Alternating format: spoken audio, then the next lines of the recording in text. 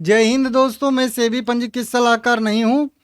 Hindustan zinc का dividend announce हो चुका है और रिजल्ट भी साथ में आया है। देखेंगे सब कुछ। मुझे भी नहीं पता है रिजल्ट कैसा आया है, आप लोगों के सामने ही देखूंगा। सबसे पहले तो 11 रुपये पर इक्विटी शेयर के हिसाब से कंपनी ने डिविडेंड अनाउंस कर दिया है, घोषित कर दिया है। अब 11 रुपये का कंपनी का डिविडेंड यहाँ पे घोषित हो चुका है। 550% के आसपास का यहाँ पे बता रहा है। 2 रुपये फेस वैल्यू का बता रहा है। हर एक शेयर पे 11 रुपये का डिविडेंड मिलेगा। टोटल 4,648 करोड़ रुपए यहाँ पे कंपनी को बांटने पड़ेंगे।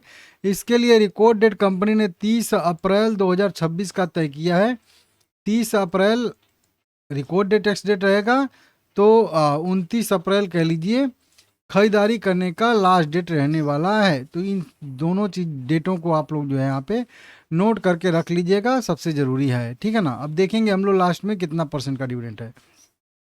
रिजल्ट की बात करेंगे दोस्तों यहाँ पे, तो रिजल्ट यहाँ पे जल्दी से देख लेते हैं कितना घोषित किया है कंपनी ने, कितना नेट प्रॉफिट किया है, कितना जो है सेल्स है, कितना रेवेन्यू है, ये सब भी हम लोगों को यहाँ पे पता चल जाएगा।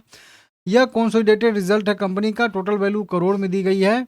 बात करेंगे सबसे पहले रेवेन्यू का, तो रेवेन्यू कंपनी को टोटल इनकम हुआ है 13,800 करोड़ रुपए का। पिछले क्वार्टर में 12,200 करोड़ रुपया था, 11,200 करोड़ रुपया। और सेम क्वार्टर में तो 9,300 करोड़ रुपये ही था। मतलब साल दर साल बेसिस पे तो लगभग 50% की ग्रोथ है, और Q1Q बेसिस पे भी लगभग 20% की ग्रोथ देखने के लिए हम लोगों को मिल रही है राजस्व में। वहीं पे खर्चे की बात कर लेते हैं हम लोग यहाँ पे, तो खर्चा भी टोटल यहाँ पे कंपनी का आया है 7,000 करोड़ रुपए के आसपास। पिछले क्वार्टर में 6,000 करोड़ था, और इसके जो है सेम क्वार्टर में तो 5,500 करोड़ था। ऑपरेटिंग प्रॉफिट की बात करेंगे तो ऑपरेटिंग प्रॉफिट आ रहा है इसका 6,750 करोड़ रुपए का। पिछले क्वार्टर में था 5,200 करोड़ रुपया, और इसके सेम क्वार्टर में था 3,780 करोड़ रुपया। नेट प्रॉफिट की बात करेंगे यहाँ पे हम लोग, तो नेट प्रॉफिट यहाँ पे दिख जाएगा हम लोगों को 5,033 करोड़ रुपया का नेट प्रॉफिट है, और पिछले क्वार्टर में था 3,900 करोड़ रुपया। सेम क्वार्टर में था 3,000 करोड़ रुपए का।